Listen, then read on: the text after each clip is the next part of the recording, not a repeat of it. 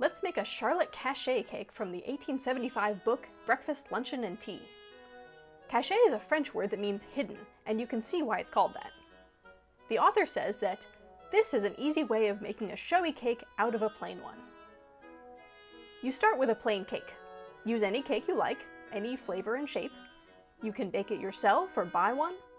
Cake pans came in many shapes in the 1870s, but you'll be cutting it into thin pieces, so I find a thick cake with straight sides is easier to tip on its edge and slice like a loaf of bread. You also need 2 kinds of jelly. The recipe suggests 1 tart and 1 sweet, so I have picked lemon and blueberry.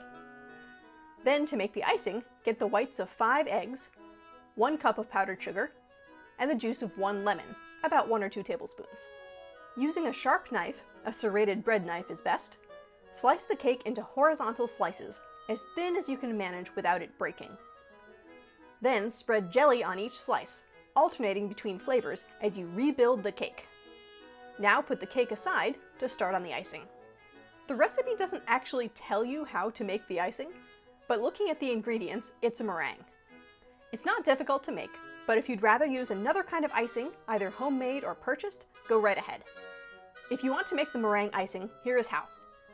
Preheat your oven to 200 degrees Fahrenheit. The recipe says a slow oven, which means a low temperature. Separate out the whites and yolks of the 5 eggs. Place the egg whites in a mixing bowl and whisk. They had egg beaters at the time, hand-cranked, but an electric mixer is a lot easier on your arm. Once the egg whites have thickened and are starting to form soft peaks, start adding the sugar, 1 spoonful at a time, and continue whisking until the mixture forms stiff peaks. At the very end, mix in the lemon juice.